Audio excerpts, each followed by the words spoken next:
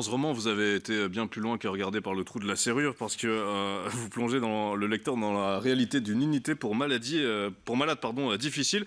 Vous êtes même immergé dans un lieu comme celui-là. Oui. Alors c'est un lieu incroyable. Alors en France, je ne sais pas comment ça fonctionne en Belgique. On voit cette photo que vous avez postée sur les réseaux sociaux d'ailleurs. C'est une des chambres là-bas, c'est ça? Oui, il y a même eu quelques commentaires assez amusants en disant c'est pas très sympa comme B&B par exemple. Non, c'est pas ouf. Hein. Si vous m'invitez, je ne viens pas. Non, oui, alors c'est vrai que une UMD, c'est vraiment il y en a 11 en France. 11 en France, ce sont des unités très fermées, très contrôlées, qui accueillent les patients les plus dangereux.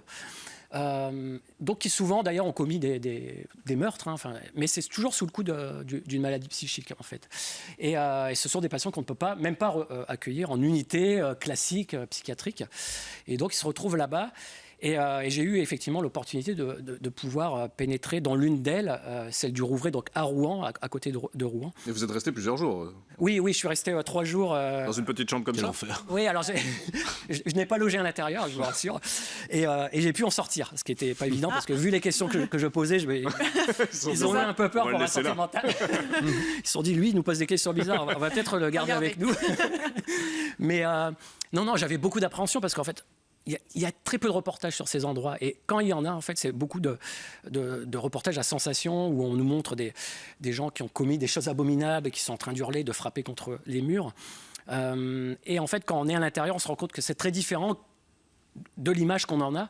Et moi, j'essaie vraiment dans le roman de retranscrire cette réalité de ce que sont ces unités. Vous parlez d'un silence notamment, parce que c'est vrai qu'on peut avoir l'image de cris partout dans les couloirs, etc. Et en fait, vous parlez d'un silence. Oui, un silence. Alors, parce qu'aujourd'hui, la psychiatrie, on essaye de soigner les gens qui sont à l'intérieur. C'est-à-dire, c'est pas juste des gens qu'on confine dans cet endroit et on les laisse, on les abandonne. Il y a vraiment une volonté de les soigner.